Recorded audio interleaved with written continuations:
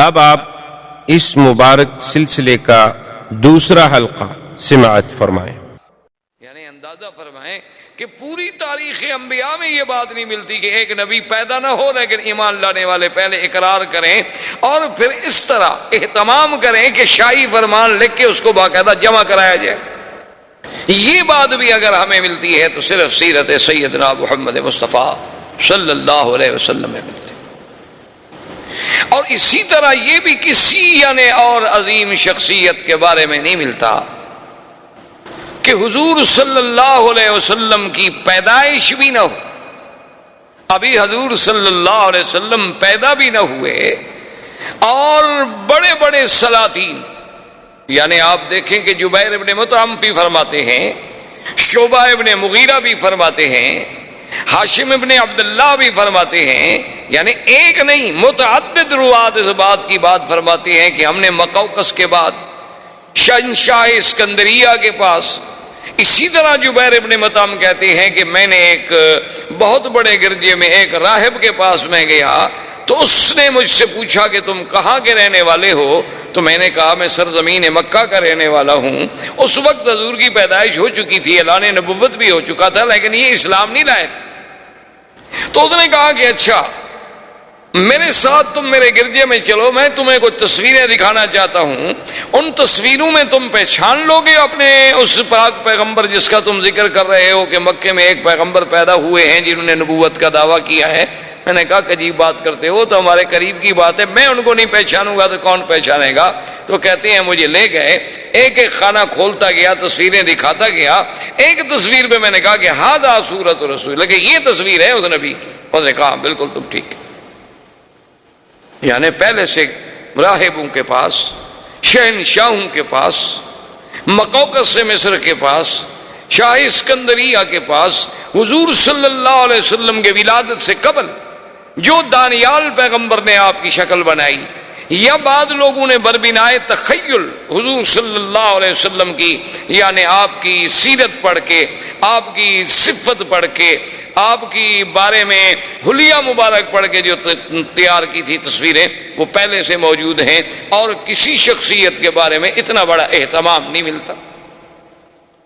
اور اسی طرح دیکھیں کہ پھر تورات میں باقاعدہ یہ بات موجود ہے، قرآن نے بھی اشارہ کیا، الذین یتبعون الرسول النبی الأمی الذی یجدونہ مکتوبا عندہم فی التوراۃ والانجیل۔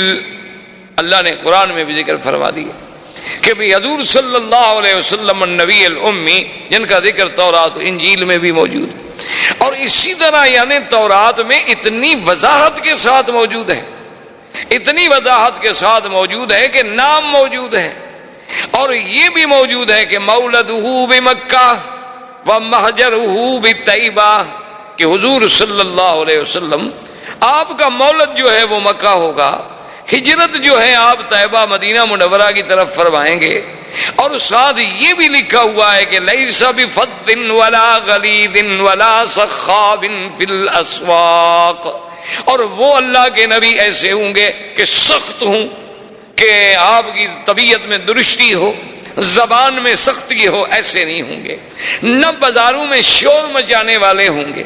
اور یہ بھی لکھا ہوا تھا اس کے اندر کہ انہ یقبل الہدیۃ ولا یقبل الصدقہ، اس نبی کی شان یہ ہے کہ وہ ہدیات کوئی پیش کرے تو قبول فرما لیں گے، لیکن صدقے کا مال نہیں کھائیں گے۔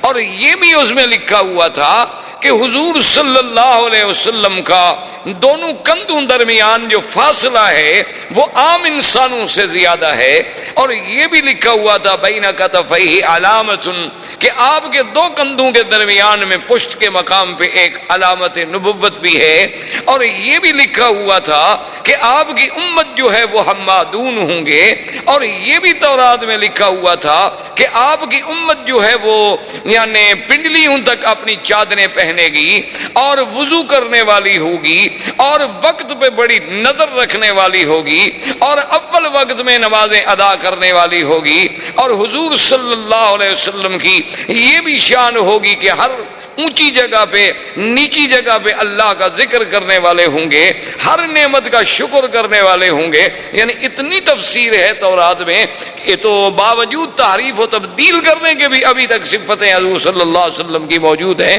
تو اس طرح کا اور کسی پیغمبر، کسی نبی کے بارے میں، کسی کو تو بے سابقہ میں آپ کو یہ تفصیل نہیں ملتی جو شان محمد مصطفیٰ صلی اللہ علیہ وسلم کی ملتی. اچھا، اور اسی طرح آپ نے کبھی غور کیا، اس پہ بھی آپ توجہ کریں کہ اللہ کی قدرت دیکھیں. حضور کے آنے سے قبل دنیا میں 2 سپر پاور تھی.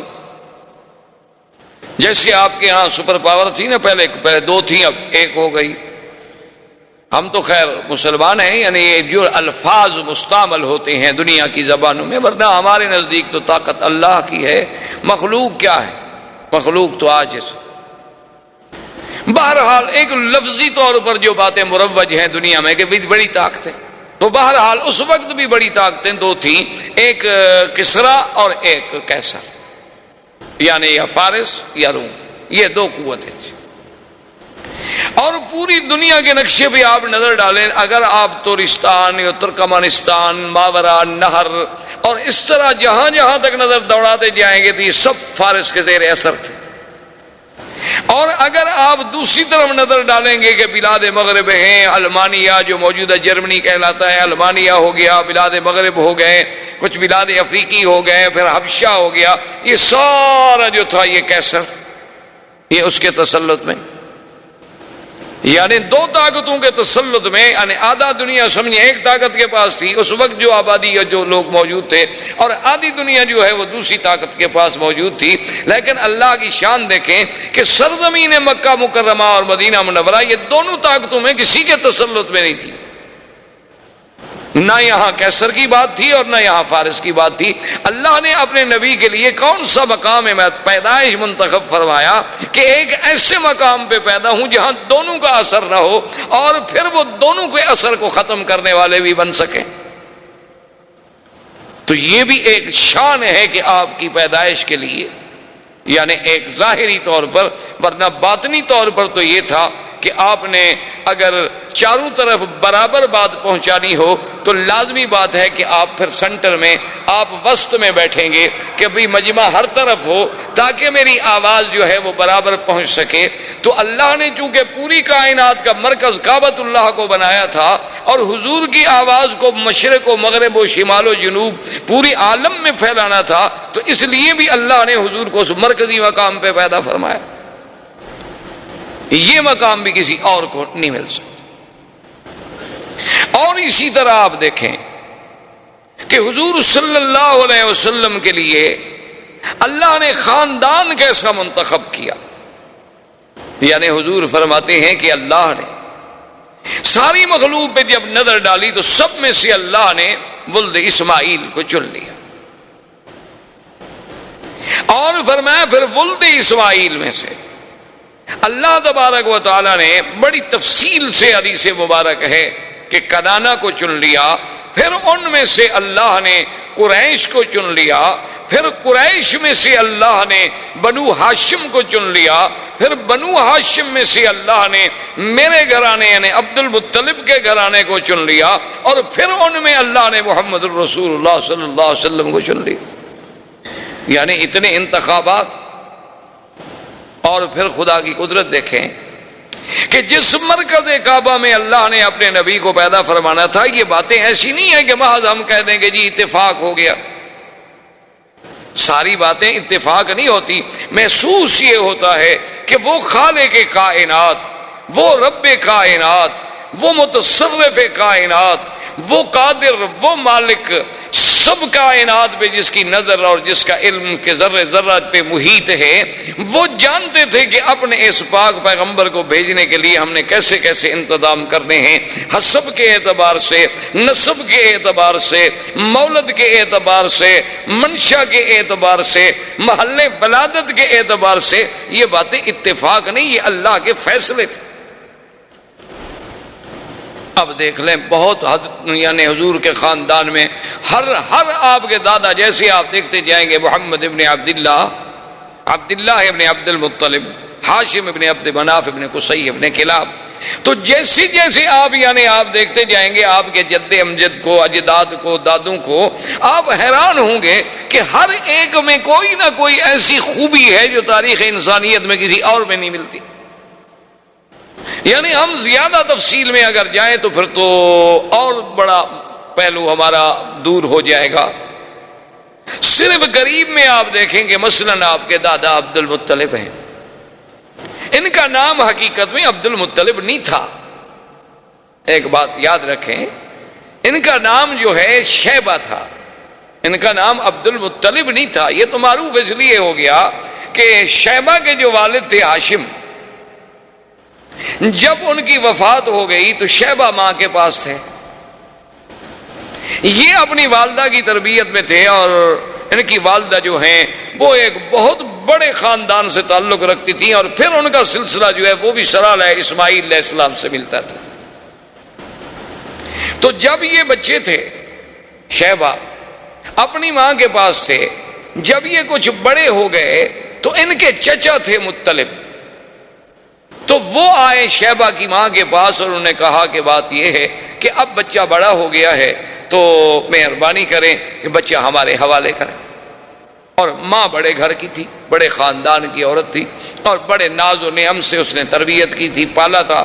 اس نے کہا مطلب تم جو اس کو لے جاؤ گے کہاں رکھو گے؟ تمہارے پاس کہاں اتنا ہے کہ اس کی حفاظت کر سکو، خدمت کر سکو؟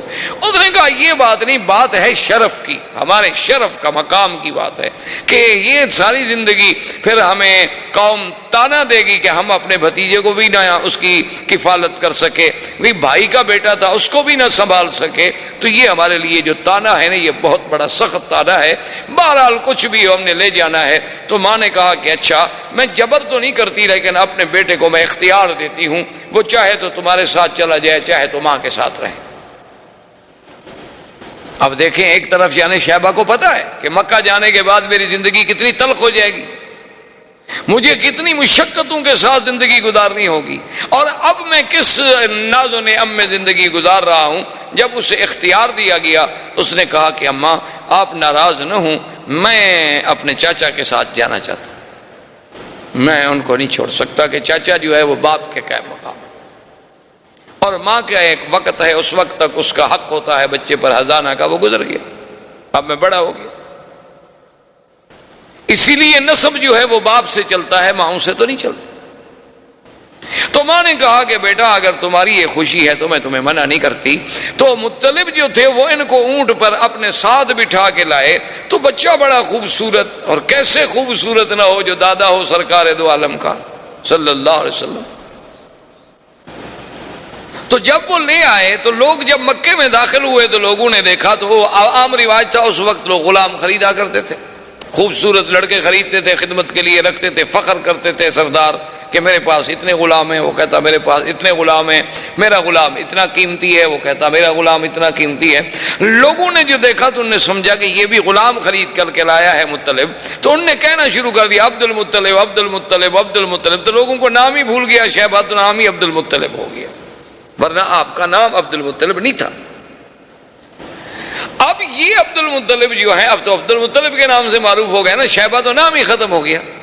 یعنی آپ اندازہ کریں کہ کتنا بڑا یہ سارا اتفاق ہے۔ یہ اتفاق نہیں بلکہ اس خالق کائنات نے اپنے آنے والے نبی، اپنے پاک پیغمبر خاتم الانبیاء والمرسلین، امام الانبیاء والمرسلین کے لیے یہ سارا نظام معلوم ہوتا ہے کہ جیسے کائنات بچھائی اسی لیے گئی، یعنی ایسا محسوس ہوتا ہے کہ یہ نظام عالم، یہ نظام کائنات، یعنی اس میں جتنے رنگ بھرے گئے ہیں، جس رنگ پہ نظر ڈالو کہیں نہ کہیں جا کے اس کا جوڑ جو ہے وہ سرکار دو عالم سے لگتا ہے صلی اللہ علیہ وسلم۔ تو اب اس عبد المطلب نے، اب دیکھیں کہ افتخار کی بات، شرف کی بات ہوتی تھی، چونکہ مکے میں مقام تھا، اور اتفاق کی بات یہ ہے، خدا کی شان یہ ہے کہ زمزم جو آج ہم پیتے ہیں یہ زمزم ختم ہو گیا، گم ہو گیا، جرم کے بعد ردنیات ہوئیں، مٹی پڑی، کچھ سیلیں آئیں، نتیجہ یہ نکلا کہ زمزم ہمیشہ کے لیے ختم ہو، کہیں ملتا ہی نہیں تھا۔ عبد المطلب نے، ان کے ایک بیٹے تھے حارث، ان نے آپس میں بیٹھ کے غور کیا کہ ہم زمزم نہیں ملتا، یہ ہمارے لیے بہت بڑا مسئلہ ہے کہ زمزم کا وجود ختم ہو جائے تو ہمیں چاہیے کہ ہم زمزم کو تلاش کریں. اب جناب کون تلاش کرے؟ یعنی کوئی تلاش کرنا آسان تو نہیں تھا نا جی. ہے تو اب آپ کے پاس وسائل ہیں، آپ کے پاس آلات ہیں، آپ کے پاس مشینیں ہیں، کیمرے ہیں، آپ کے پاس کھدائی کے ذرائع ہیں، آپ کے پاس غواصین ہیں، غوطہ خور ہیں. اس زمانے میں کہاں یہ انتظامات؟ سارا کعبۃ اللہ کے باہر تو بس ایک پہاڑی سلسلہ ہے اور پتھر ہیں. عبد المطلب کو بڑی تڑپ تھی کہ زمزم ملے. اب آپ دیکھیں حیران ہوں کہ کیا یہ سب اتفاق ہے؟ ایک رات عبد المطلب سوتے ہوئے، رات کو سوئے ہوئے ہیں، نیند ہے، نیند میں ایک خواب دیکھتے ایک خواب دیکھتے ہیں کہ ایک آدمی خواب میں نظر آتا ہے اور وہ ان کو کہتا ہے کہ احفر طیبہ، کہ طیبہ کو کھودو. سمجھ نہ آئی بات کیا کہہ رہا؟ اچھا، دوسری رات پھر خواب آتا ہے کہ احفر مضمونہ، کہ مضمونہ کو کھودو. پھر سمجھ نہ آئی کہ طیبہ کیا ہے، مضمونہ کیا ہے. تیسری رات پھر خواب دیکھا کہ احفر برہ، کہ برہ کو کھودو. اب وہ سمجھ نہیں رہے عبد المطلب کہ یہ کیا خواب ہے. ایک تو متواتر مجھے خواب آ رہے ہیں، ہر رات خواب نظر آ رہا ہے، اور خواب بے عین ہی ایک چیز کے بارے میں ہے کہ کھودو. کبھی آتا ہے برہ کو کھودو، کبھی آتا ہے طیبہ کھودو، کبھی آتا ہے مضمونہ کھودو. یہ بات کیا ہے؟ چوتھی رات جب خواب آیا تو اس میں صاف آیا کہ احفر زمزم، زمزم کھودو. اب عبد المطلب کی بات جو تھی نا اس کی سمجھ آئی. اس نے کہا کہ اچھا یہ سب زمزم کے ہی نام تھے دراصل، کیونکہ زمزم کوئی معمولی سی چیز تو نہیں تھی. تو ان نے کہا کہ یہ بات تو ٹھیک ہے، میری تو تمنا ہے کہ زمزم کھولوں اور یہ شرف جو ہے قریش کو ملے اور قریش میں سے عبد المطلب کے گھرانے کو ملے تاکہ سقایا ساری زندگی ہمارے ہاتھ میں رہے. میری تو یہ تمنا ہے، لیکن سوال یہ ہے کہ میں اور میرا ایک بیٹا کیسے ڈھونڈیں گے؟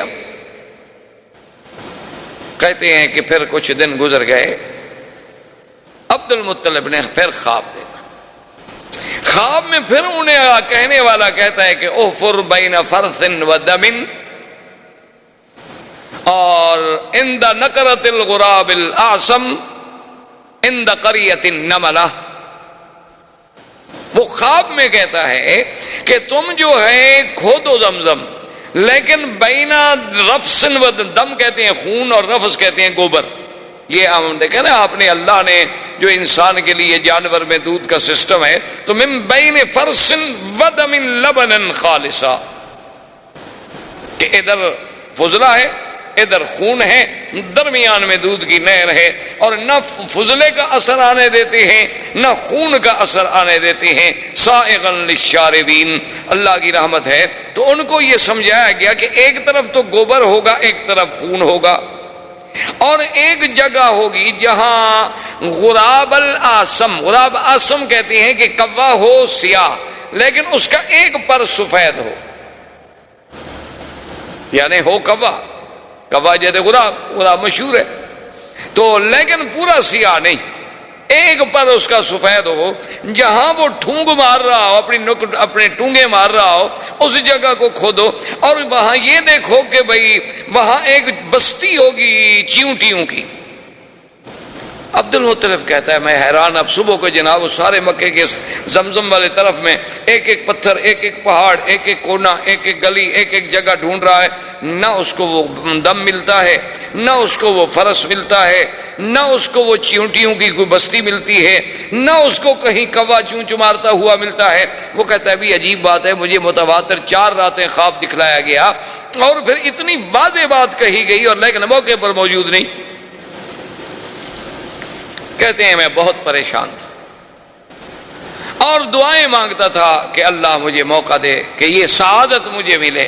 اب دیکھیں نا، ابھی حضور تو پیدا بھی نہیں ہوئے، یعنی حضور کے تو والد بھی ابھی جوان نہیں ہوئے، لیکن عبد المطلب کو زمزم کا اتنا فکر پیدا ہو جانا وجہ کیا تھی؟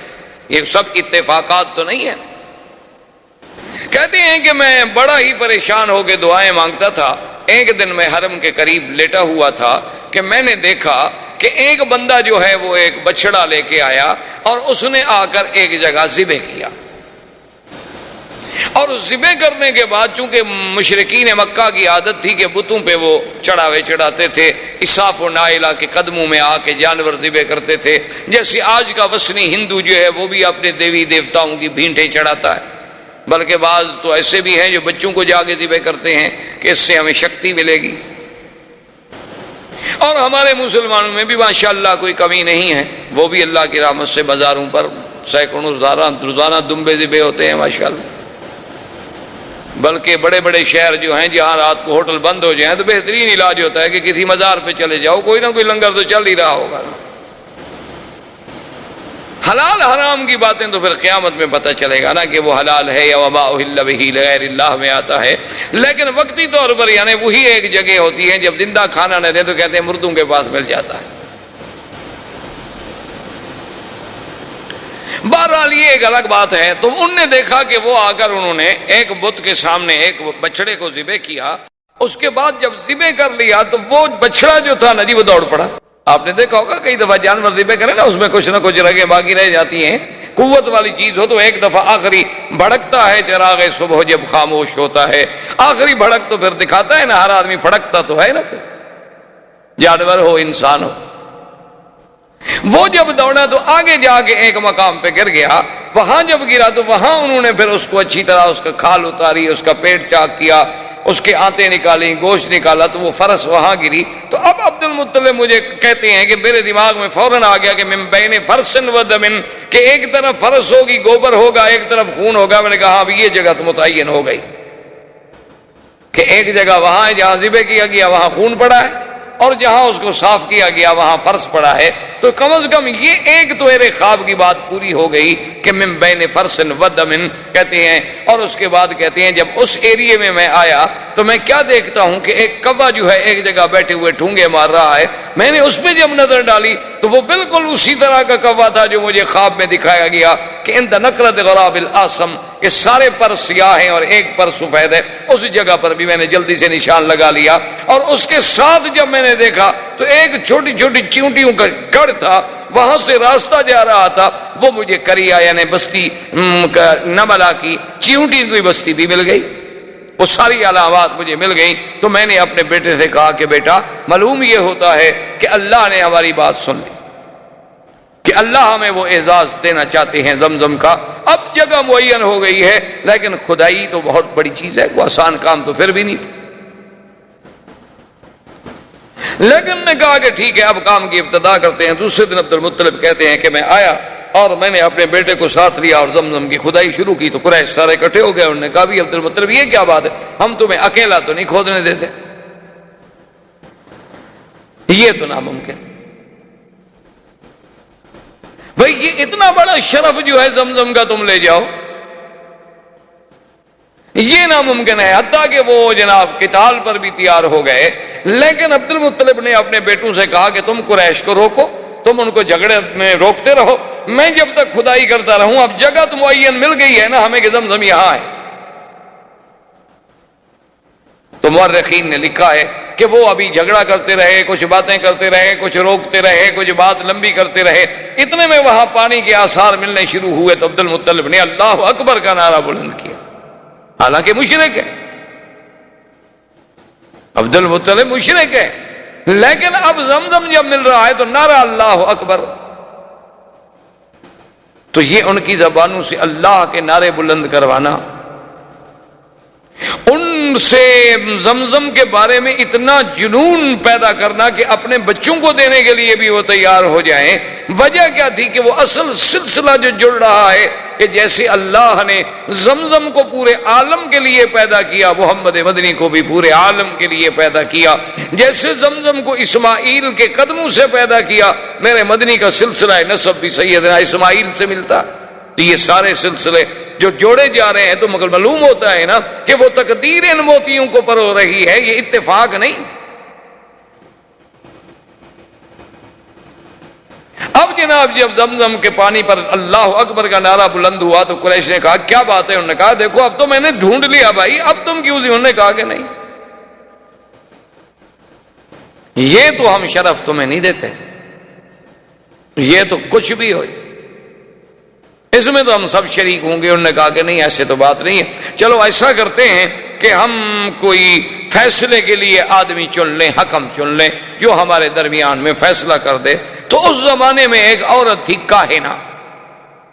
کاہن وہ ہوتے تھے جو لوگوں سے الگ تھلگ رہتے تھے، غاروں میں، پہاڑوں میں، اور جنوں کے ساتھ ان کے تعلقات ہوتے تھے، اور جن خبریں لاتے تھے غیب کی اور وہ لوگوں کو خبریں دیتے تھے، ان کو کاہن کہا جاتا تھا۔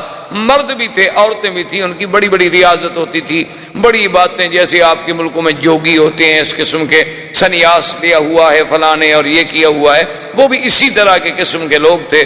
تو وہ کاہن جو تھا، ایک کاہنہ عورت تھی، لیکن تھی وہ مدینہ منورہ، جس پر ان کا اتفاق ہوا کہ کاہنۃ بنی سعد جو فیصلہ کر دے ہمیں قبول ہو۔ انہوں نے کہا ٹھیک ہے چلو مدینہ شریف۔ وہاں سے جناب مدینہ پہنچے۔ اب جب مدینہ پہنچے تو انہیں پتہ چلا کہ وہ تو خیبر گئی ہوئی ہے۔ تو آپ خود اندازہ کر رہے ہیں اس زمانے میں مدینے کے سفر کے بارے میں آپ کیا سمجھتے ہیں کہ بھئی یہ 4.5 گھنٹے کار پہ لگتے تھے۔ میرے والد صاحب نے جب مدینے کا سفر کیا تو مجھے یاد ہے، فرماتے تھے کہ 2 مہینے لگے تھے۔ پتہ ہے 2 مہینے کیوں لگتے تھے؟ کہ راوغ اور مستورہ ان راستوں میں سیل آتی تھی، پہاڑوں سے پانی چلتے تھے، تو جب وہ سیل آ جاتی تھی راستے رک جاتے تھے، لوگ ادھر والے ادھر بیٹھے ہیں، ادھر والے ادھر بیٹھے ہیں، جب تک پانی کم نہ ہو گزرے کون؟ تو 2 مہینے بیٹھنا پڑتا تھا، کبھی 1 مہینہ بیٹھنا پڑتا تھا، کبھی نہیں بیٹھنا پڑتا۔ جب پانی نہ ہوتا لوگ گزر جاتے تو پھر بھی 8 دن 10 دن لگتے تھے، اونٹوں پر سفر ہوتا تھا۔ اور اس دور میں تو ہم نے بھی سفر کیا ہے جب سڑکیں اتنی اچھی نہیں تھی، کم از کم ٹرک پر یا بڑی گاڑی پر بھی 2 دن لگتے تھے مدینہ منورہ سے مکہ پہنچنے کے لیے۔ اور ان گاڑیوں کو، بڑی بڑی جو ہیوی گاڑیاں ہیں، ٹرالر ہیں، بڑے بڑے ٹرک ہیں، ان کو آدمی پسند کرتا تھا کہ سامان سے لوڈ ہوں اور ہم سامان پہ بیٹھ جائیں تاکہ دھکے کم لگیں۔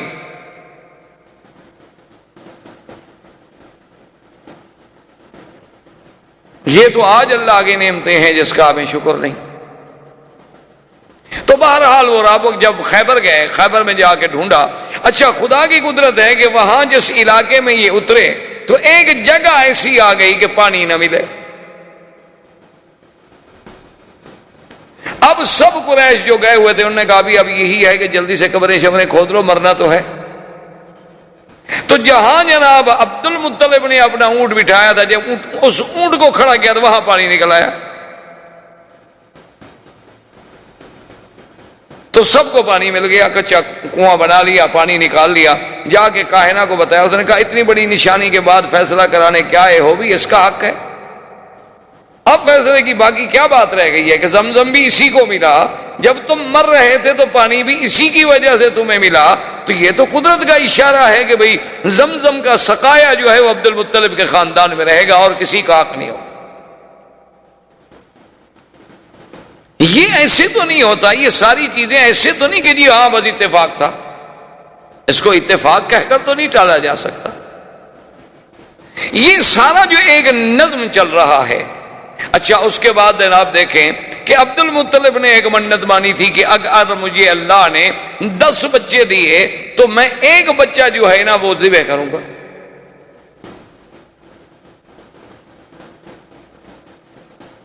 کیوں اس وقت فخر سمجھا جاتا تھا نا کہ بھئی سردار جب آئے اس کے پیچھے 10 بچے ہوں، کثرت اولاد جو ہے یہ بہت بڑا اعزاز سمجھا جاتا تھا۔ آج کل تو خیر تھوڑے بچے اعزاز سمجھا جاتا ہے، کہتے ہیں کہ بھئی بچے 2 ہی اچھے، باقی ہوں تو لوگوں کو دے دو۔ انا للہ و انا الیہ راجعون۔ بہرحال یہ تو بہر صورت ان سے پوچھے نا کہ جن نے پہلے منصوبہ بندی پہ عمل کر لیا، بچے 2 تھے وہ بھی مر گئے، وہ اب کیا کریں؟ اللہ کے نظام کو جب چھیڑو گے تو ذلت کے سوا کچھ نہیں ملے۔ باقی تم چاہو کہ ہم بچے کم کر لیں گے، فرعون بچوں کو گولیاں چلا کے نہیں کم کر سکا تو تم گولیاں کھلا کے کہاں روک سکتے ہو؟ جس نے پیدا ہونا ہے وہ تو ہوگا۔ فرعون نے بھی 70,000 بنو اسرائیل کو ذبح کیا لیکن موسیٰ پیدا ہو۔ تو اس نے گولیاں مار کے بندے نہیں ختم کر سکا، تم گولیاں کھلا کے کیا بند کر سکو گے؟ بہرحال یہ عرب میں باعث فخر ہوتا تھا کہ اولاد ہو، آگے جا رہا ہے باپ، 10 بچے جناب جوان پیچھے آ رہے ہیں، تو فخر والی بات ہے۔ تو بہر صورت بڑی لمبی بات ہے، ان کو 10 اولادیں ہو گئیں، ان کے 10 بیٹے ہوئے، یہ 11واں حارث تھا، اور سب سے چھوٹا بیٹا عبداللہ تھا جو حضور صلی اللہ علیہ وسلم کے والد، اور سب سے خوبصورت۔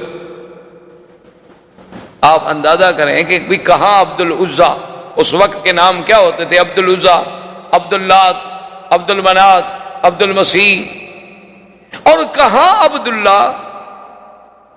یعنی اس نام کا جو چناؤ ہے، کیا یہ بھی ایسے ہیں کہ مشرکین جن لوگوں کا تعلق بھی اپنے الہہ سے ہے، اللہ کے ساتھ عقیدہ ہی نہیں، لیکن وہ نام رکھیں عبداللہ؟ کیوں؟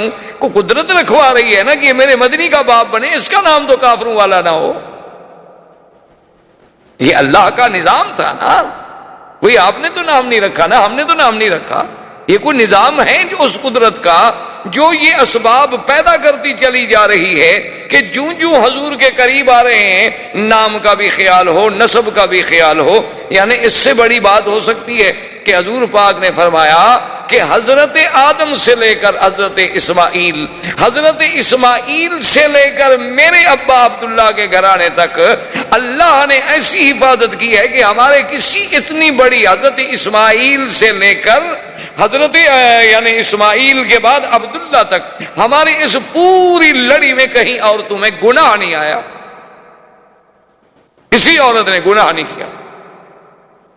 تو یہ سارا ایسی باتیں تھیں یا اللہ کی تقدیر کے فیصلے تھے۔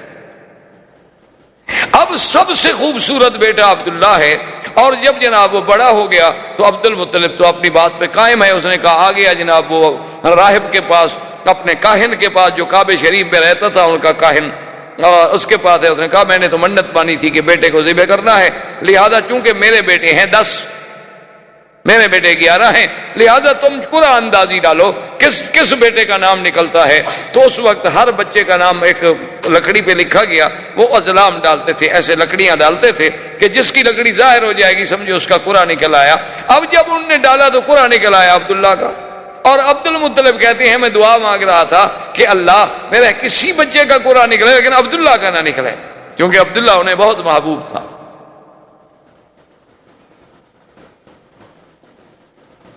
لیکن قرآن عبداللہ کا نکلا ہے۔ عبد المطلب نے کہا کہ بھی پھر ذرا ڈالو، پھر قرآن اندازی کی گئی، پھر قرآن عبداللہ کا نکلا ہے۔ عبد المطلب نے کہا پھر قرآن ڈالو، پھر قرآن ڈالا تو پھر عبداللہ کا نکلا ہے۔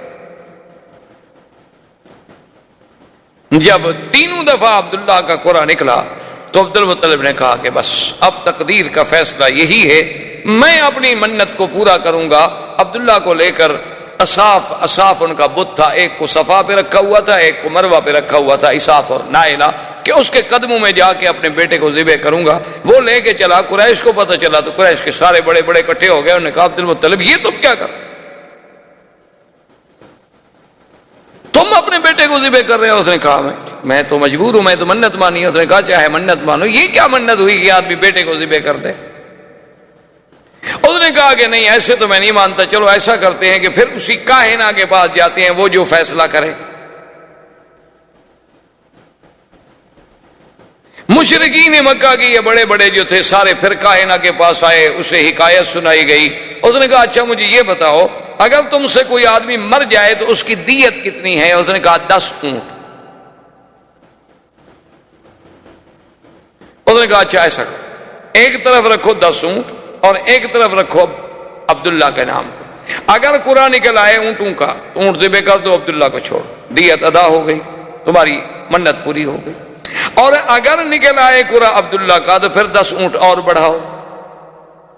تو عبد المطلب واپس آ گئے، پھر کعبے کے آ کے اس کاہن سے کہا، اب اس نے جناب پھر قرآن اندازی کی، ایک طرف 10 اونٹ ہیں، ایک طرف عبداللہ، پھر عبداللہ کا قرآن نکل آیا، پھر 20 ہو گئے، پھر عبداللہ کا قرآن نکل آیا، بڑھتے بڑھتے 100 اونٹ پر پہنچے تو اب جا کے اونٹوں کا قرآن نکلا۔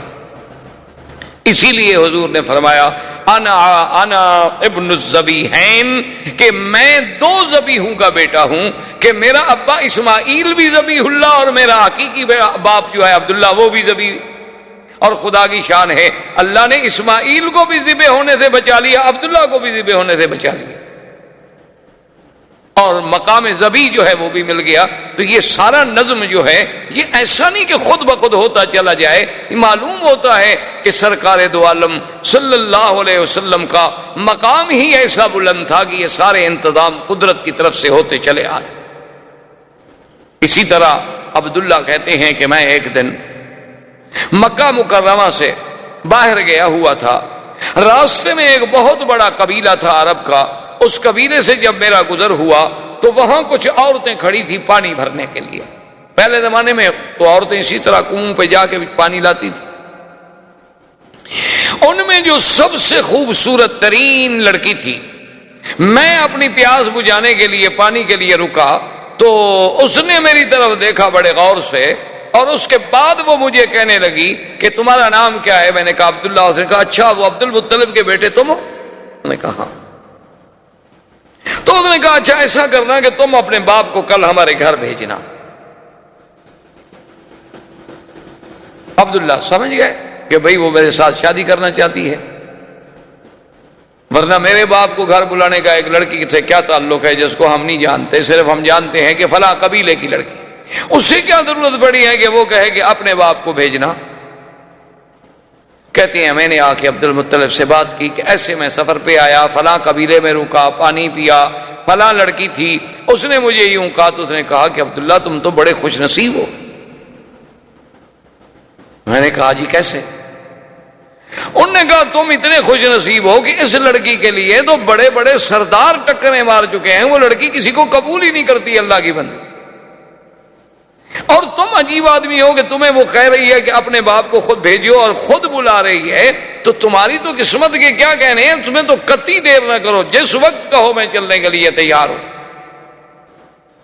لیکن عبداللہ کہتے ہیں اتفاق کی بات ہے کہ مجھے ایک دو دن لگ گئے، اور اپنی مشغولیات کی بنا پر اس کے بعد جو ہے ہم وہاں گئے اس کے قبیلے کے پاس، انہوں نے ہمیں بٹھایا گھر میں، بڑے احترام سے بڑا اکرام کیا، بڑا ہمارا اعزاز کیا، اور اس کے بعد جب ہم نے اس کے باپ سے بات چھیڑی تو اس نے کہا مجھے افسوس ہے، میں انتہائی افسوس سے کہتا ہوں کہ میری لڑکی نے انکار کر دیا ہے، وہ عبداللہ سے شادی کرنا نہیں چاہتی۔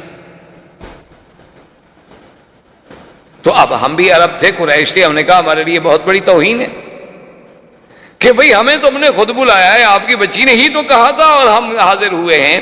تو اس بچی نے اندر سے آ کے کہا کہ عبداللہ میں جس بنا پر تم سے شادی کرنا چاہتی تھی، معلوم ہوتا ہے کہ تمہاری پہلے بھی کوئی بیوی ہے۔ میں نے کہا ہاں میری شادی ہے آمنہ سے، اور اس نے کہا کہ تمہاری پیشانی میں ایک نور تھا، ایک چمک تھی، میں چاہتی تھی کہ وہ اللہ میرے بطن میں لائے گا، لیکن یہ کسی اور عورت کے نصیب میں بات تھی، اب وہ چمک تمہارے چہرے میں رہی نہیں، تو اب میں کیوں شادی کروں؟ تو ایک عرب لڑکی کا عبداللہ کا پیشانی دیکھ کر وہاں سے ایک چمک کو محسوس کر لینا، یہ کوئی ایسی بات تو نہیں تھی۔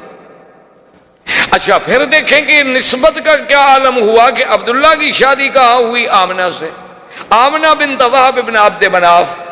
پھر ان کا خاندان بھی جا کے کہاں ملے گا؟ ولد اسماعیل میں۔ اور بی بی آمنہ کے ماں باپ جو تھے سارے مدینہ منورہ کے رہنے والے، حضور کے اقوال جتنے ہیں وہ تو سب مدینہ منورہ کے، یعنی مولد کا انتظام یہاں ہو رہا ہے تو مدینے بھی انتظام کیا جا رہا ہے۔ یعنی آپ حیران ہیں، آپ تصور کریں کہ بھئی یہاں مولد کا انتظام کی ولادت تو مکے میں ہوگی، لیکن ہجرت تو مدینے ہونی ہے نا، تو والدہ کا خاندان جو ہے اس کا تعلق مدینے سے ہے۔ اور آپ دیکھیں کہ حضرت حسان جو شاعر رسول اللہ صلی اللہ علیہ وسلم، یہ وہ انسان ہے حضرت حسان کہ جس کو اللہ کے نبی مسجد الحرام میں اور منبر پہ کھڑا کر کے کہتے تھے کہ حسان تم کافروں کو جواب دو۔ جب وہ کھڑے ہوتے جواب دینے کے لیے تو حضور دعا فرماتے کہ اللہم ایدہ بروح القدس، کہ یا اللہ جبریل کے ذریعے حسان کے دل میں مضامین ڈال۔ یہ وہ شان والا آدمی۔ وہ کہتے ہیں کہ میری عمر 7 سال تھی، اسی لیے وہ 7 سال جو ہے عمر کے اعتبار سے حضور صلی اللہ علیہ وسلم سے پہلے پیدا ہوئے۔ کہتے ہیں میری عمر 7 سال تھی، میں اس وقت مدینہ منورہ میں تھا کہ وہاں ایک بہت بڑا کاہن تھا، ایک بہت بڑا کافروں کا مانا ہوا کاہن تھا، تو وہ بڑے بے وقوفوں کی طرح اور پاگلوں کی طرح بھاگتا ہوا آیا اور کہنے لگا کہ لوگو عجیب بات ہے کہ ولد نبی هذه الامہ، اس امت کا نبی آج پیدا ہو گیا۔ وہ کہتے ہیں اس وقت میری عمر 7 سال تھی۔ اور اسی طرح بے عین ہی حضور صلی اللہ علیہ وسلم سرکار دو عالم حبیب کبریا صلی اللہ علیہ وسلم کی پیدائش سے اسی رات صبح کو ایک بہت بڑا کاہن تھا جو پہاڑوں میں تھا اور سال سے باہر نہیں آیا تھا۔ کیا دیکھتے ہیں مکے والے کہ وہ جناب اس کے بال بکھرے ہوئے ہیں، پریشان حال ہے، اور مکے کی گلیوں میں بھاگ رہا ہے دیوانوں کی طرح، اور پوچھتے ہیں حل ولدا المولود هذه اللیلہ، مکے والوں آج رات کوئی بچہ پیدا ہوا ہے؟ تو ایک آدمی نے آگے بڑھ کے بتایا کہ ہاں عبداللہ ابن عبد المطلب کے گھر میں بچہ پیدا ہوا ہے۔ کہنے لگا دلونی علی بیتہ، مجھے اس کے گھر کا پتہ بتاؤ کہاں ہے۔ جلدی سے مجھے لے چلو۔ وہ آیا بھاگتا ہوا دیوانوں کی طرح، عبد المطلب آگے کھڑے ہیں، وہ تو دیکھ کے حیران ہو گئے کہ یہ وہ بندہ ہے جو سالوں سے کبھی غار سے نہیں نکلا، یہ آج کیسے نکلا ہے؟ تو نے کہا کہ جی آپ کے اس نے کہا عبد المطلب زیادہ باتیں کرنے کا میرے پاس وقت نہیں ہے، تمہارے گھر میں بچہ پیدا ہوا ہے تو مہربانی کر کے مجھے ایک نظر اس بچے پر نظر ڈالنے دو، مجھے دکھلا دو۔ عبد المطلب نے کہا آرام فرمائے ابھی لاتا ہوں، میرے پاس نہیں، میرے بیٹے عبداللہ کے گھر میں پیدا ہوا ہے، اور عبداللہ میرا بیٹا جو ہے وہ تو فوت ہو چکا۔ تو عبد المطلب جلدی سے گئے اور حضور صلی اللہ علیہ وسلم کو اٹھا کے لائے۔ جب اٹھا کے لائے اور اس کی نظر پڑی آپ کے چہرے پر، فخر مغشیاً، تاریخ کہتی ہے، کتابیں کہتے ہیں، حدیث میں بھی موجود ہے کہ وہ بے ہوش ہو کے گر گیا، اور جب ہوش آیا تو کہتا ہے ولد نبی هذه الامہ، ولد نبی هذه الامہ، کہ لوگوں اس امت کا نبی پیدا ہو گیا۔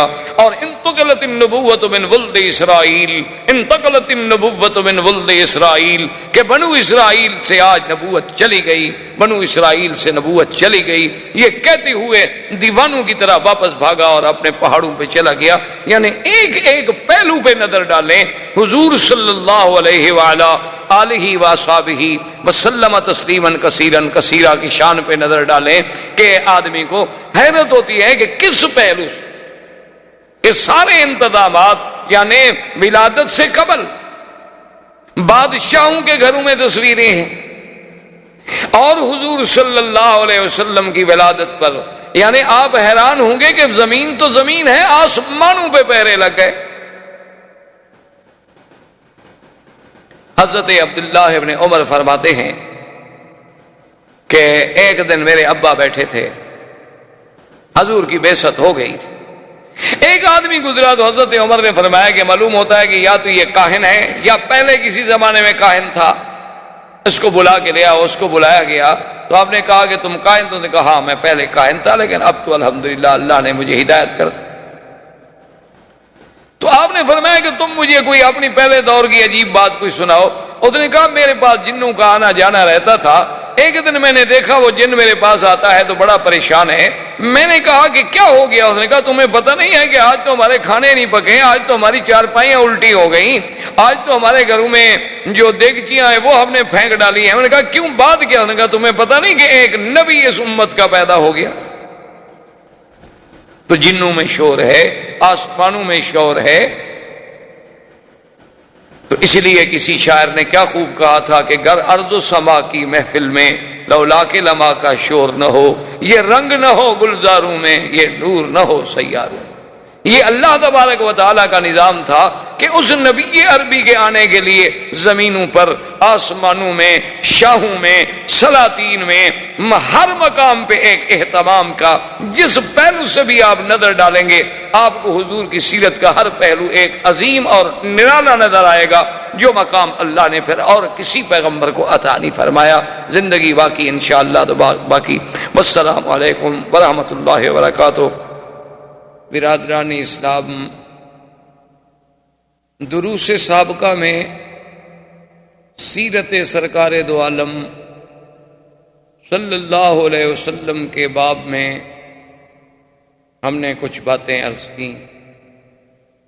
کچھ ذکر تو تھا جزیرہ عرب کے بارے میں کہ سرکار دو عالم صلی اللہ علیہ وسلم سے پہلے اس جزیرہ عرب کا کیا حال تھا،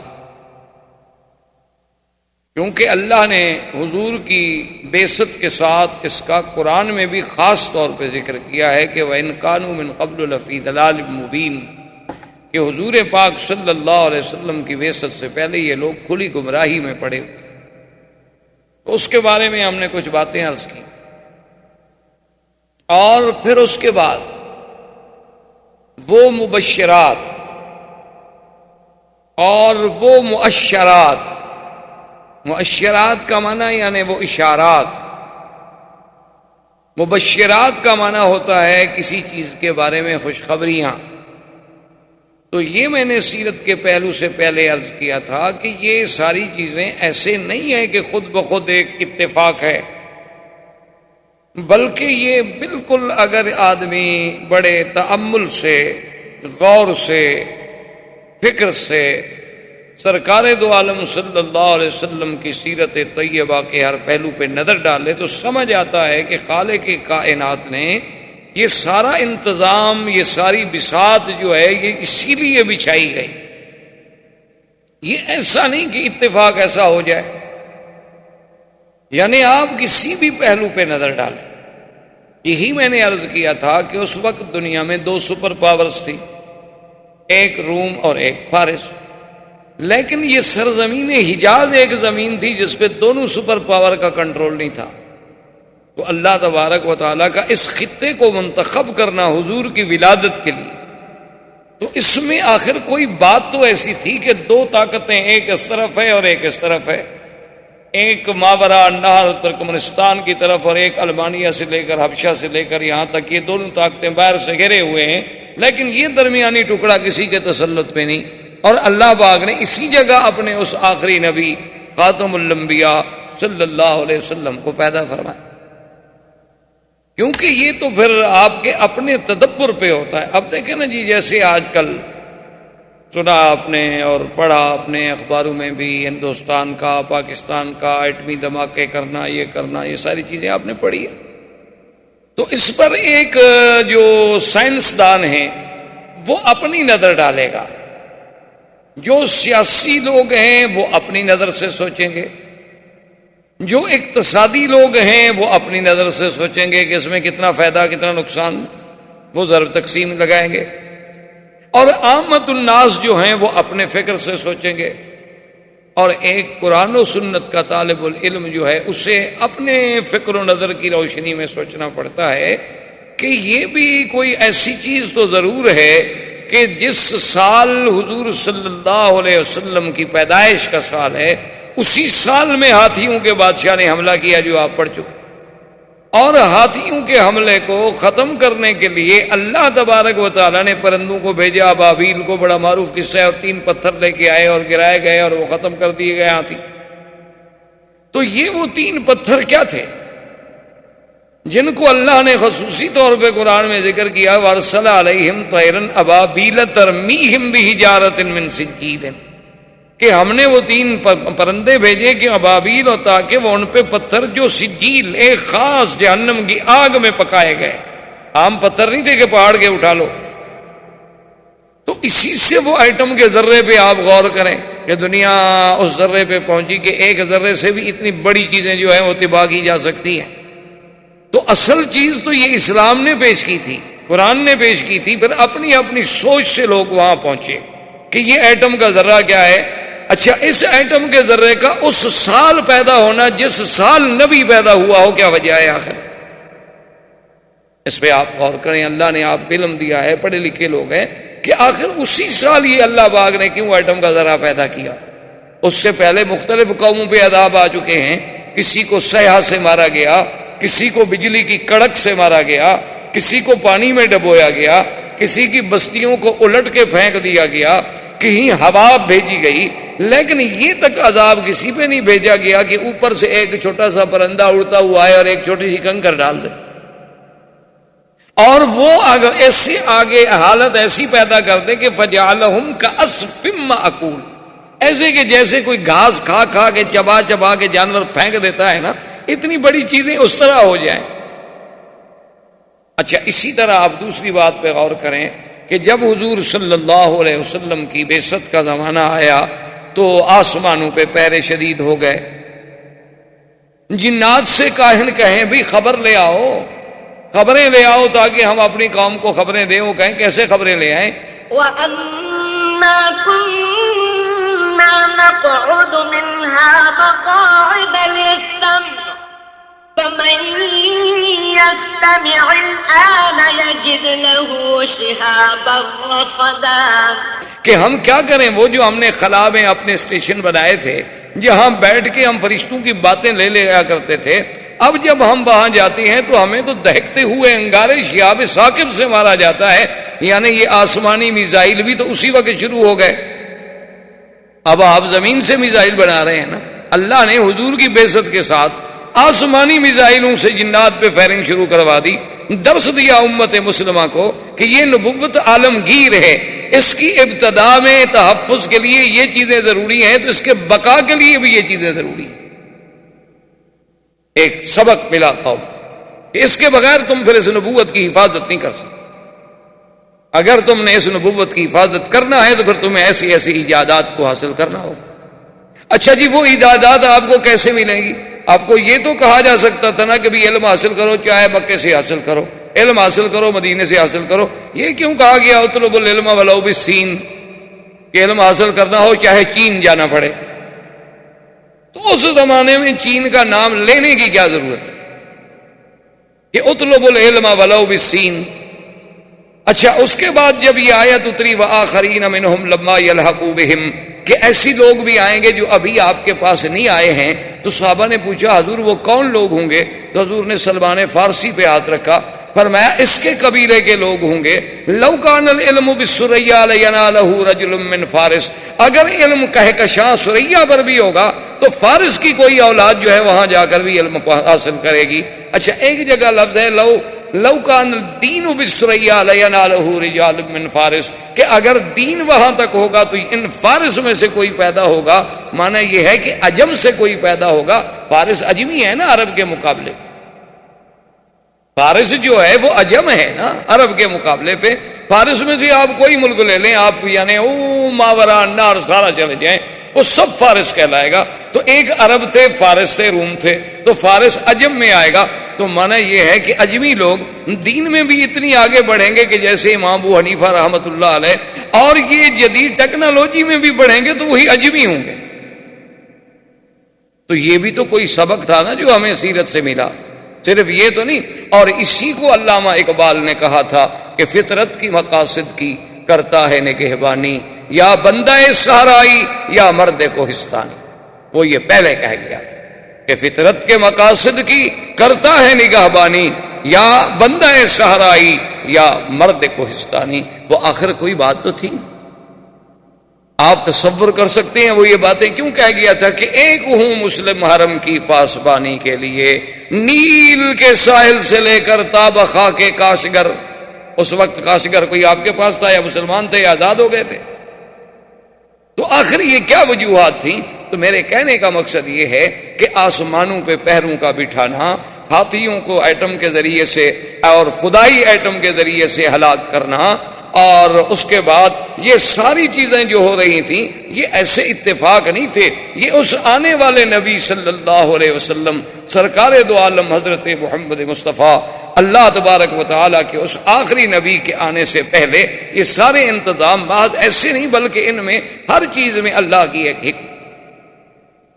اب دیکھیں کہ حضور صلی اللہ علیہ وسلم کے لیے اللہ نے خاندان کیسا منتخب کیا، باعتبار نسب کے سب سے اعلیٰ، کہ ولد اسماعیل ذریت ابراہیم، ذریت ابراہیم میں، اور پھر دیکھیں ابراہیم علیہ السلام کے دو بیٹے، ایک اسماعیل علیہ السلام اور ایک اسحاق علیہ السلام، اسحاق علیہ السلام سے پھر یعقوب علیہ السلام، یعقوب علیہ السلام سے پھر یوسف علیہ السلام، یعنی بنو اسرائیل میں جتنے نبی گزرے ہیں ہزاروں انبیاء سب یعقوب علیہ السلام کی اولاد ہیں، اور یعقوب علیہ السلام اولاد ہیں سیدنا اسحاق علیہ السلام کی، اسحاق علیہ السلام بیٹے ہیں سیدنا ابراہیم علیہ السلام کی، یعنی ایک بیٹے سے تو اللہ نے ہزاروں نبی بھیجے۔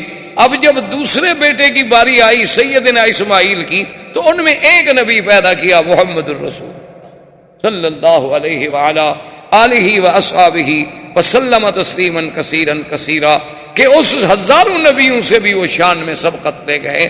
یعنی حضرت اسماعیل کے بلد میں تو صرف ایک نبی، حالانکہ وہ بھی تو ابراہیم علیہ السلام کے بیٹے ہیں، اچھا وہ بنائے کعبہ میں باپ کے شریک ہیں، اور وہ اسماعیل علیہ السلام جو ذبیح اللہ بھی ہیں، ان کی نسل میں تو صرف ایک نبی رکھا گیا، کیونکہ اللہ تبارک و تعالیٰ کی، جیسے علماء نے لکھا ہے نا، ایک عالم نے بڑی عجیب بات کہی، اس نے کہا کہ اللہ اپنی وحدانیت میں لا شریک ہے تو ہمارا نبی بھی اپنی نبوت میں لا شریک، یعنی جیسے اس کی وحدانیت میں اس کا کوئی شریک نہیں، حضور کی بھی نبوت میں کوئی شریک نہیں، یہاں بھی اللہ نے پسند نہیں فرمایا کہ کوئی اور بھی اس کی اولاد میں نبی ہو، یہاں بھی اللہ نے میرے مدنی کو اکیلا رکھا کہ صرف ایک نبی پیدا ہو جو محمد مصطفیٰ صلی اللہ علیہ وسلم۔ اور پھر اعلیٰ نسب ایسا کہ اللہ تبارک و تعالی نے حضور خود فرماتے ہیں کہ ان اللہ نظر الی اہل الارض، اللہ نے پوری زمین والوں پہ نظر ڈالی، اور ان میں سے ولد اسماعیل، ولد اسماعیل میں سے کنانا، کنانا میں سے قریش، قریش میں سے بنو ہاشم، اور بنو ہاشم میں سے مجھے چن لیا۔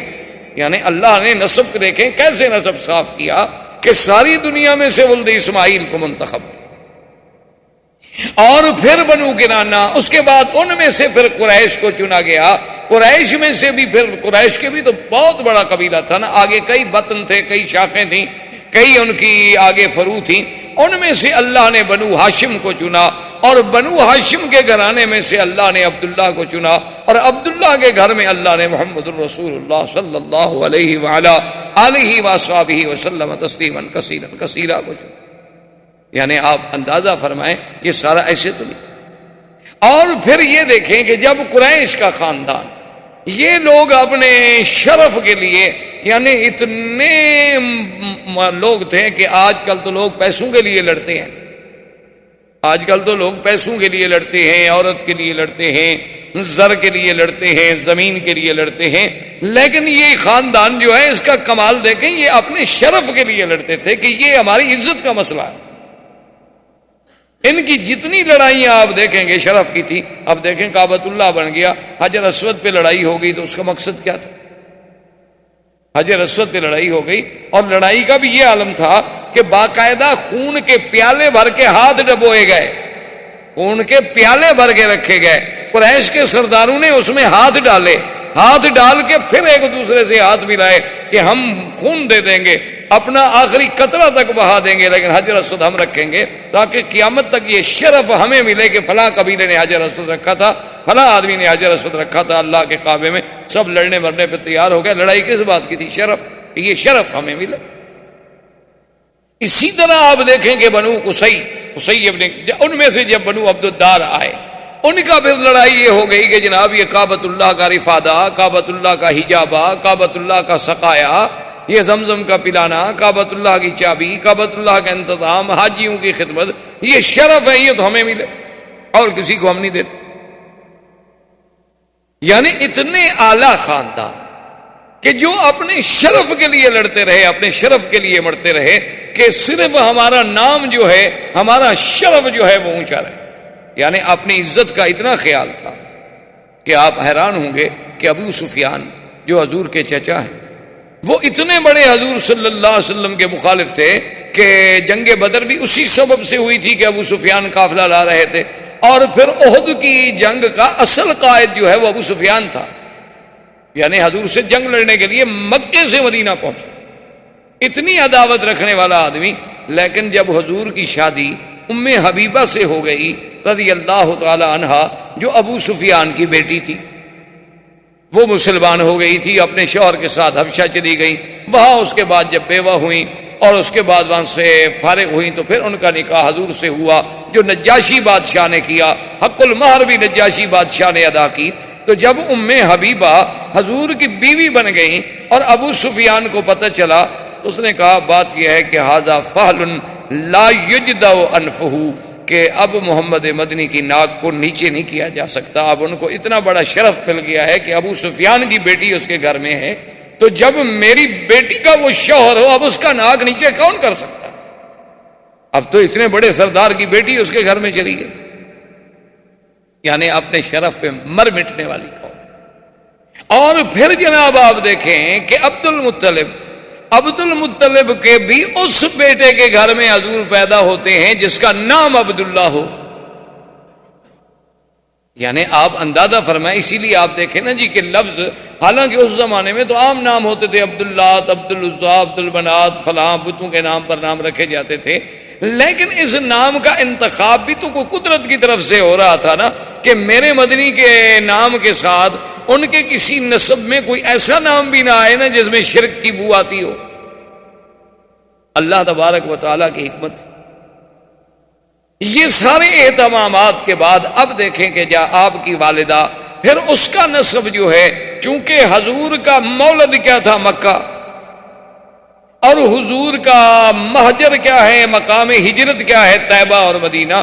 تو بی بی صاحبہ، بی بی آمنہ جو ہے، ان کا گھر جو ہے مدینہ میں ہے۔ اچھا، آگے جا کے نسب جو ہے وہ عبد مناف میں حضور سے مل جاتا ہے۔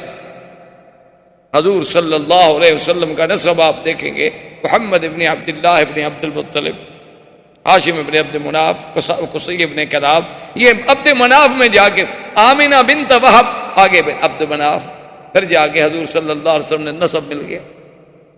اچھا، تیسری بات دیکھیں جو حضور پاک نے فرمائی اپنی سیرت میں، اور کتنی بڑی بات ہے، فرمایا ولدت من نکاح،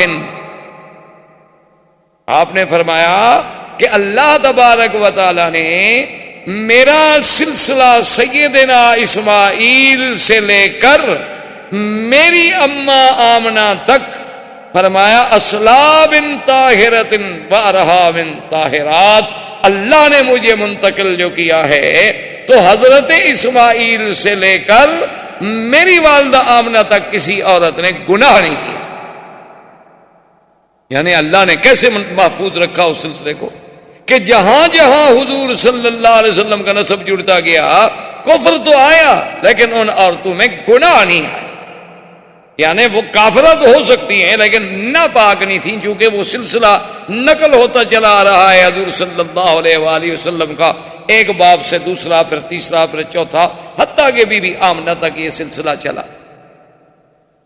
اور اسی طرح بی بی آمنہ فرماتی ہیں سرکار دو عالم صلی اللہ علیہ وسلم کا جب حمل مبارک ٹھہرا، جب حضور صلی اللہ علیہ وسلم ابھی بطن والدہ میں تشریف لائے، تو فرماتی ہیں خدا کی قسم ہے کہ ایسا حمل تو مجھے پہلے کبھی دیکھنے کا بھی اتفاق نہیں ہوا کہ یہ پہلا حمل تھا جس میں مجھے تکلیف نہیں ہوتی تھی، ورنہ حمل ایک ثقل ہے، ایک بوجھ ہے ماں کے لیے۔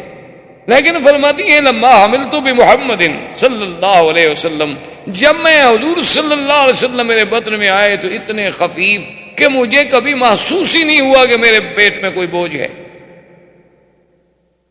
اور اس کے بعد بی بی صاحبہ فرماتی ہیں کہ میں نے ایک دن اسی حمل کی حالت میں خواب دیکھا، میں نے خواب دیکھا، اور خواب کیا دیکھتی ہوں کہ میرے بطن مبارک سے ایک نور نکلا ہے اور وہ پوری کائنات پہ چھا گیا ہے، روشنی اس کی جو تھی ساری زمین پہ پھیل گئی ہے۔ میں سوچتی رہی کہ اس خواب کا کیا تعبیر ہو سکتی ہے۔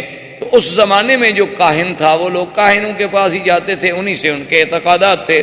اس سے جب میں نے پوچھا تو اس نے کہا ان لابنک ھذا شان، جو تیرے پیٹ میں بچہ ہے نا، معلوم ہوتا ہے یہ کوئی بڑے شان والا بچہ ہے، اس کا دین جو ہے وہ پورے روئے زمین پہ پھیلے گا۔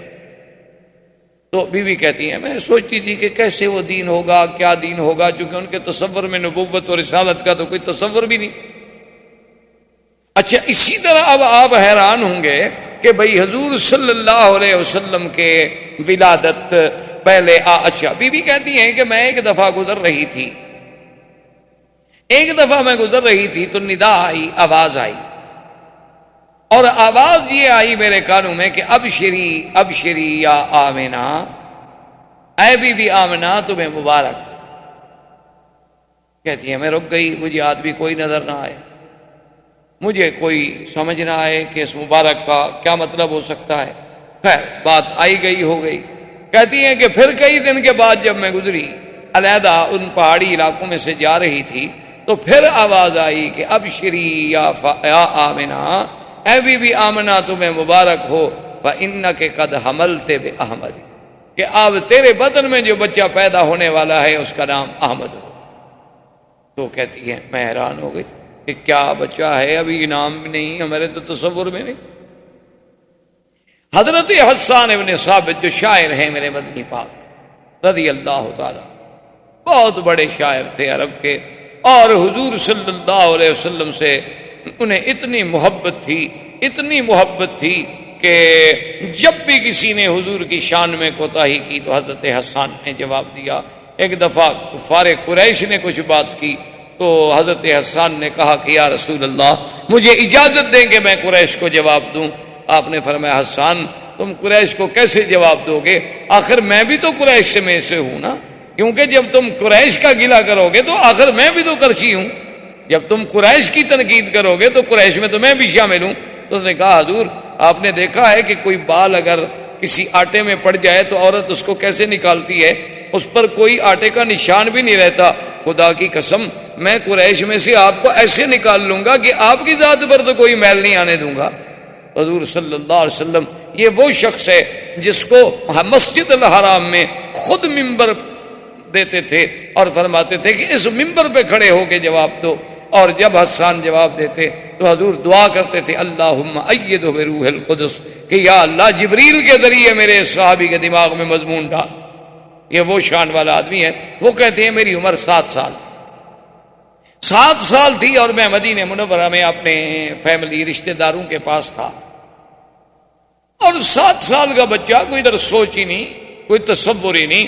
کہتے ہیں کہ وہاں کا جو سب سے بڑا کاہن تھا، میں نے ایک دن دیکھا، کیا دیکھتا ہوں کہ صبح صبح وہ مدینہ منورہ کے یہود کے ایک قلعے کے اوپر چڑھا ہوا ہے اور پکار کے اور زور زور سے کہہ رہا ہے کہ یا ایھا الناس یا ایھا الناس قد طلع نجم احمد، کہ اے لوگو وہ احمد کا ستارہ طلوع ہو گیا ہے۔ وہ ستارہ آ گیا اپنے برج میں۔ لوگوں نے کہا کہ بھی کیا مانا؟ انہوں نے کہا کہ جو اس امت کا نبی پیدا ہونا ہے اس کا نام احمد ہوگا، تو وہ ستارہ جو ہے اب اپنے مدار میں آ گیا ہے۔ مانا یہ تھا کہ حضور صلی اللہ علیہ وسلم کا حمل مبارک ٹھہر چکا ہے۔ تو اب یہود کا سردار اور ان کا کاہن وہاں یہ شور کر رہا۔ عبد المطلب کہتے ہیں کہ میں شام کی طرف نکلا تجارت کے لیے، میرے ساتھ 3 آدمی اور تھے قریش کے۔ تو وہاں ہم جب شام میں آئے تو کچھ یہودی علماء راہب بڑے بڑے جو تھے انہیں پتہ چلا کہ مکے کے کچھ لوگ آئے ہوئے ہیں، تو انہوں نے ہم سے رابطہ کیا، ہم سے ملے۔ جب ہم سے پوچھا کہ آپ لوگ کون ہیں، ہم نے کہا قریش ہیں۔ کہاں سے آئے؟ انہوں نے کہا مکہ سے آئے ہیں۔ کیوں آئے؟ انہوں نے کہا تجارت کے لیے۔ انہوں نے کہا اچھا ایک بات ہم آپ کو بتاتے ہیں کہ ابھی تھوڑی سی مدت باقی رہ گئی ہے کہ سرزمین مکہ میں ایک بچہ پیدا ہوگا اور وہ نبی ہوگا اس امت کا، اور وہ بچہ جو ہے اس کا نام محمد ہوگا صلی اللہ علیہ وسلم۔ وہ نبی ہوگا اس امت کا اور نام محمد ہوگا صلی اللہ علیہ وسلم۔ تو عبد المطلب کہتے ہیں کہ ہم چاروں نے یہ بات دماغ میں رکھ لی۔ اب عبد المطلب کہتے ہیں میرا تو بچہ پیدا ہونے کا رہا، میں تو بوڑھا ہو گیا تھا، میں نے دل میں یہ فیصلہ کر لیا کہ میرے بچوں میں سے جس بچے کے گھر میں بچہ پیدا ہوگا تو میں نام محمد رکھوں گا، پتہ نہیں شاید وہی نبی بن جائے۔ اور ان چاروں نے بھی فیصلہ کر لیا کہ ہمارا اگر کوئی بچہ پیدا ہوگا تو ہم بھی نام محمد رکھیں گے۔ اور خدا کی شان ہے کہ ان سب کے لڑکے پیدا ہوئے تو سب نے نام محمد رکھا، اور عبداللہ کے گھر میں جب حضور پیدا ہوئے تو عبد المطلب نے بھی نام محمد رکھا۔ تو اب نام کے لیے بھی پہلے سے اہتمام کیا جا رہا ہے کہ نام بتانے کے لیے بھی احبار اور رہبان جو ہیں پہلے خوشخبریاں دے رہے ہیں کہ ایک نبی پیدا ہوں گے جن کا نام محمد ہو۔ اچھا، پھر نام پہ بھی غور کریں۔ ایک نام وہ ہے جو آسمانوں میں تھا، اور ایک نام وہ ہے جو زمین میں آیا۔ آسمانوں میں آپ کا نام احمد تھا، اسی لیے سیدنا عیسیٰ علیہ السلام نے قرآن پاک میں جو آتا ہے، آپ نے جو خبر دی تھی وَمُبَشِّرًا بِرَسُولٍ يَأْتِي مِن بَعْدِ اسْمُهُ احمد، فرمایا میں خوشخبری دیتا ہوں کہ میرے بعد جو نبی آئے گا اس کا نام احمد ہو۔ تو پہلا نام حضور کا احمد ہے، اور جب زمین کا نام ہے تو وہ محمد ہے۔ اور ان دونوں ناموں پہ غور کریں۔ احمد کا معنی سب سے زیادہ حمد کرنے والا، احمد کا معنی کیا ہے کہ سب سے زیادہ حمد و ثنا کرنے والا، اور محمد کا معنی کیا ہے جس کی سب سے زیادہ حمد و ثنا کی گئی ہو وہ محمد، اور سب سے زیادہ حمد و ثنا کرنے والا احمد۔ اچھا، پہلے احمد بنے گا تو پھر محمد ہوگا نا، پہلے اللہ کی حمد و ثنا کرے گا پھر مقام محمد و مقام محمودیت نصیب ہوگا۔ تو اس لیے پہلا نام احمد تھا اور دوسرا نام جو ہے وہ محمد تھا صلی اللہ علیہ وسلم۔ یہ تو آپ کے اسماء تھے۔ ویسے اسماء صفاتی تو قرآن میں اللہ نے بڑے ذکر کی۔ قرآن میں نام محمد بھی موجود ہے اور احمد بھی موجود ہے۔ مبشرا برسول یأتی من بعد اسمہ احمد، اور کہیں فرماتے ہیں ما کان محمد ابا احد من رجالکم ولکن رسول اللہ، محمد بھی نام۔ اور کہیں فرماتے ہیں وما محمد الا رسول، اور کہیں فرمایا محمد الرسول اللہ۔ اس سب اچھا صفاتی نام بھی موجود ہیں۔ وما ارسلناک الا رحمتا للعالمین، اور اسی طرح یا ایھا النبی انا ارسلناک شاہدا ومبشرا ونذیرا، اور کہیں فرماتے ہیں لقد جاءکم رسول من انفسکم عزیز علیہ ما عنتم حریص علیکم بالمؤمنین رؤوف الرحیم، اور کہیں فرماتے ہیں وما ارسلناک الا رحمتا للعالمین۔ تو یہ سارے اسماء جو ہیں قرآن میں بھی موجود ہیں۔ اچھا، اور خدا کی شان دیکھو کہ نام محمد تو قرآن میں ہے لیکن اللہ نے کہیں یا محمد نہیں کہا۔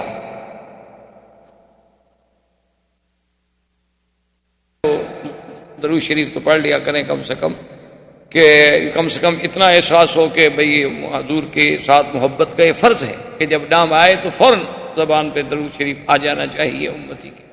تو بہرحال میرے کہنے کا مقصد یہ تھا کہ عظمت سیرت رسول پاک پہ نظر ڈالیں کہ اللہ نے حضور کا نام تو قرآن میں 4 دفعہ لیا لیکن کسی جگہ یہ نہیں کہا کہ یا محمد، جیسے فرمایا یا عیسی ابن مریم اانت قلت للناس، یا عیسی، یا زکریا انا نبشرک بغلام اسمہ یحییٰ، یا زکریا، یا یحییٰ خذ الکتاب بقوہ، یا آدم اسکن انت وزوجک الجنہ، سب کو یا آدم، یا زکریا، یا میرے مدنی کو نہیں فرمایا یا محمد، جہاں بھی فرمایا یا ایھا النبی، کہیں فرمایا یا ایھا المزمل، کہیں فرمایا یا ایھا المدثر، کہیں فرمایا یا ایھا الرسول بلغ ما انزل الیک من ربک، اور کہیں فرمایا والضحی واللیل اذا سجا،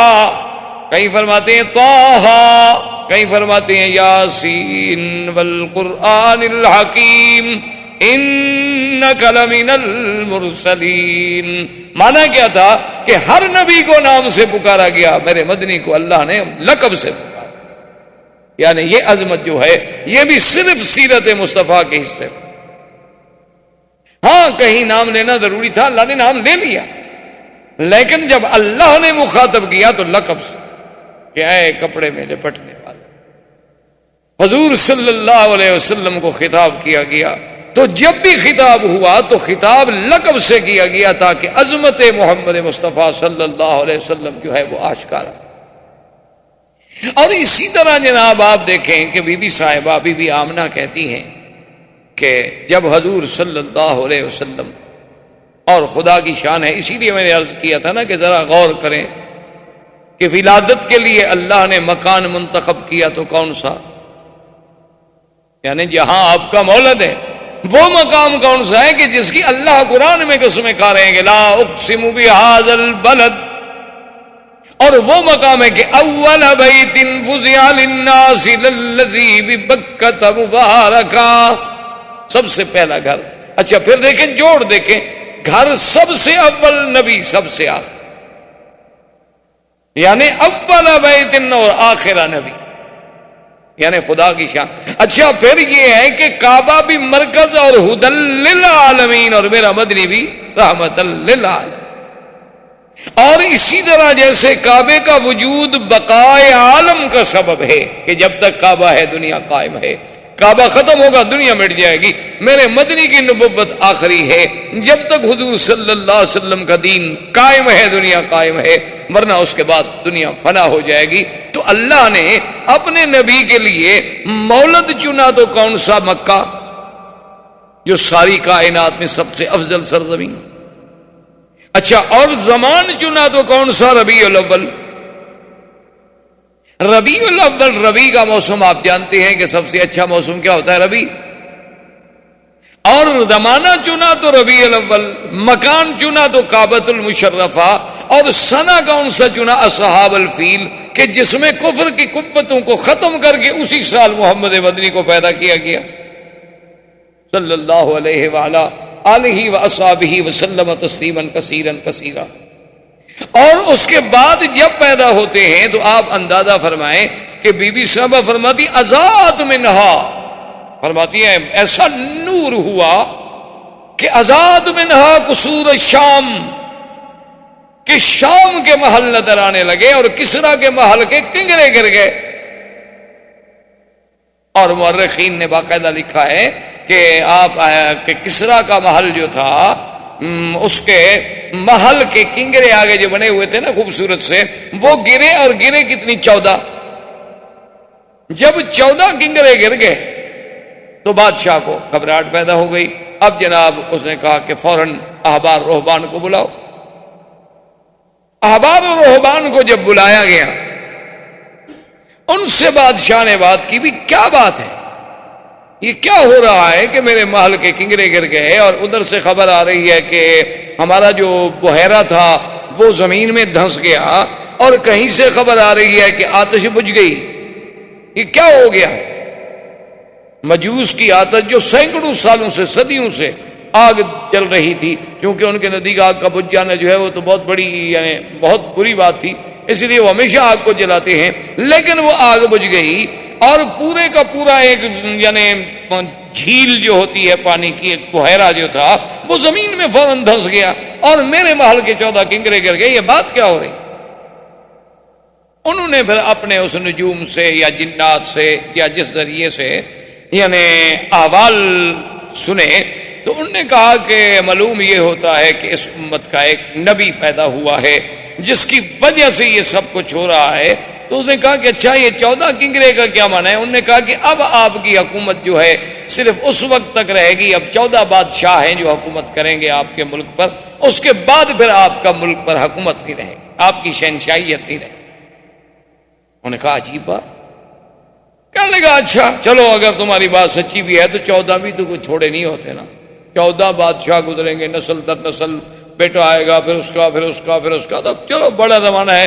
اس کا مطلب ہے کہ ابھی ہمارا اقتدار تو ہے نا، 14 نسلیں تو ہماری دیکھیں گی نا اقتدار. تو انہوں نے کہا اب یہ تو ہم نہیں کہہ سکتے، لیکن 14 ضرور دیکھیں گے، لیکن کتنی مدت میں دیکھیں گے یہ آپ کو ہم نہیں بتا سکتے. اللہ کی شان دیکھیں کہ اگلے 4 سال میں 10 مر گئے فوراً، چونکہ حضور نے آگے کہنا تھا لا کسرا ولا قیصر بعدہ۔ احباب کرام، اس کے بعد اب آپ اس مبارک سلسلے کی CD نمبر 3 سماعت فرمائیں۔